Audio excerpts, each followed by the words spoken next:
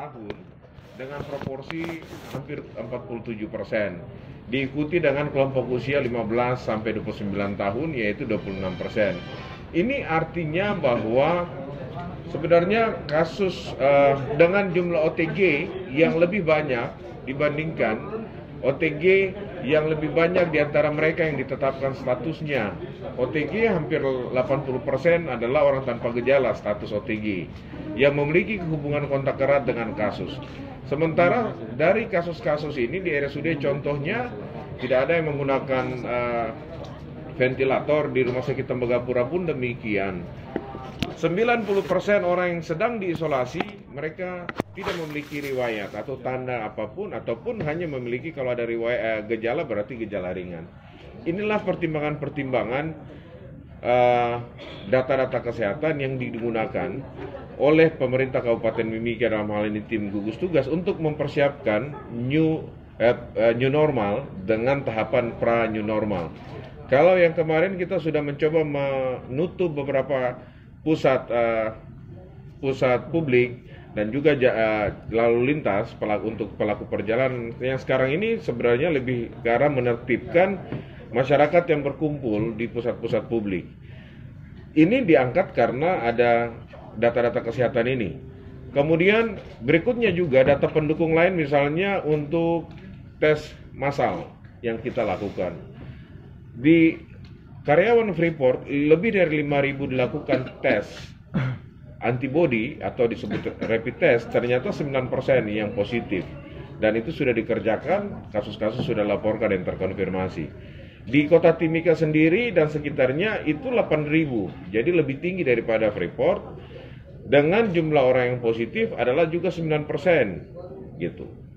Artinya bahwa dimanapun kita geser, orang yang melakukan tes cepat ini tetap paling tidak rata-rata subpopulasi atau populasi tersebut 9%. Angka yang tes PCR dari yang positif kita lihat ada pada kisaran 10 sampai 20%. Tetapi di antara mereka 90% yang terkonfirmasi positif, mereka tanpa gejala, bahkan gejala ringan. Ini tanda-tanda baik menurut kami untuk bagaimana Timika bisa survive.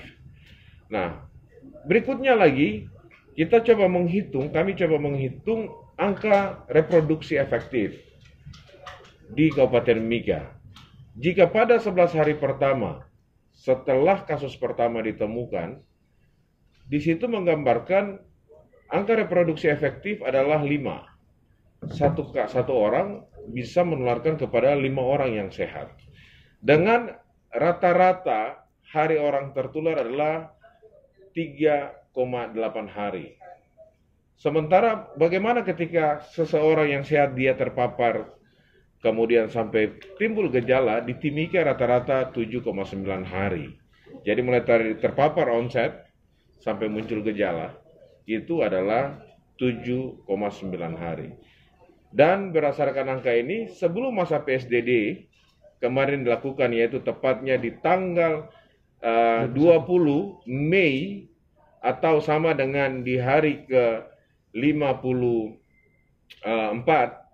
itu angka reproduksi efektif kita pada saat melakukan sebelum PSBB itu ada di angka 2, sekian, 2,2. Tetapi pada hari ini, di akhir masa PSBB, turun dari 2, sekian turun menjadi 1,8. Itulah angka reproduksi efektif kasus COVID-19. Jadi hari ini satu orang tidak mesti menularkan ke 2 orang. Nah, bagaimana harus kita bisa memastikan ini berhasil? Yang sudah kami sampaikan pada rapat evaluasi adalah menemukan kasus setinggi-tingginya. Seberapa tinggi? Minimal 50 kasus per hari. Disinilah menjadi tantangan untuk kita di Timika, karena harus juga melihat kapasitas swab, kapasitas pemeriksaan, kapasitas tenaga, kapasitas bahan habis pakai.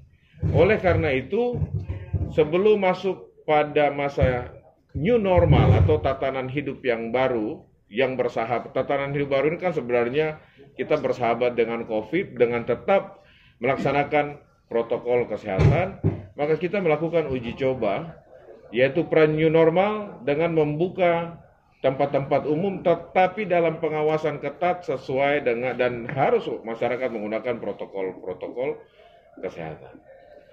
Nanti di tanggal 18 Juni kita akan lihat kembali apakah new normal kita lakukan ataukah PSBB ataukah new normal ini kita teruskan, kan gitu. Itu sebenarnya informasi yang ingin kami sampaikan kepada teman-teman sebagai latar belakang new normal. Sorry, satu lagi ini kan ada dalam semalam itu saya baca ada angka kematian yang mencapai 9 dari pasien yang terpapar. Iya, PDP. Iya, PDP. Mungkin Pak Rey Oke, bisa itu PDP yang jangka waktu berapa hari, berapa bulan hingga total itu dari kasus dari hari pertama, dari sekitar tanggal 17.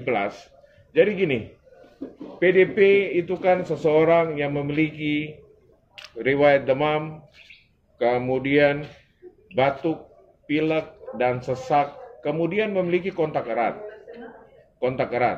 Tetapi ketika kita sekarang ada di wilayah transmisi lokal, dia memiliki 3 tanda dan tinggalnya di daerah transmisi lokal dalam rangka pemutusan rantai penularan, dalam rangka penegakan diagnosa lebih awal, dan tata laksana klinis lebih awal, maka tidak masalah kita menetapkan itu sebagai PDP ataupun ODP jika memiliki satu gejala, ataupun OTG memiliki riwayat kontak. Nah, sehingga kasus kematian 9 PDP itu tidak punya hubungan dengan kasus COVID. Seperti itu. Kasus COVID yang dibilang meninggal karena COVID apabila terkonfirmasi dengan real-time PCR. Kalau tidak terkonfirmasi dengan real-time PCR, kita nyatakan bukan karena COVID. Bisa saja dengan masalah TB, bisa saja dengan masalah HIV, ataupun penyakit tidak menular lainnya. Seperti TB, jantung. Hari ini ada teman kami dari Malsen meninggal akibat kemungkinan serangan jantung. Dan jam 3 kami akan pemakaman dengan protokol COVID. Pak, kita masih ditanggap darurat sekarang, Mas. Iya, sebenarnya kalau normal ini masih ada di dalam masyarakat. Iya. Dan sebenarnya kalau kita lihat surat dari gugus tugas nomor berapa saya lupa, daerah kan sudah tidak, gugus tugas daerah sudah tidak lagi membuat status apapun. Status hanya satu, yaitu bencana non alam. Oh, begitu. Iya. Tetapi kita masih ada dalam status tanggap darurat. Pak Rey, saya satu saja. Ini kan menuju new normal. Bagaimana penerapan protokol kesehatan di tempat-tempat keramaian? Besok itulah yang akan diterapkan.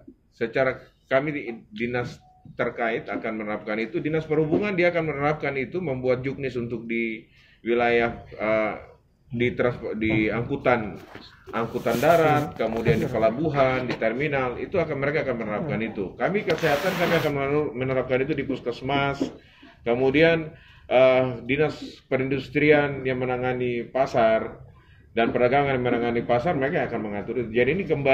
Jadi ini tidak eksklusif. Ini sebenarnya tugas daripada masing-masing instansi teknis OPD yang ada di Mimika. Terima kasih Pak Rey. Oke, terima kasih Pak Kadis.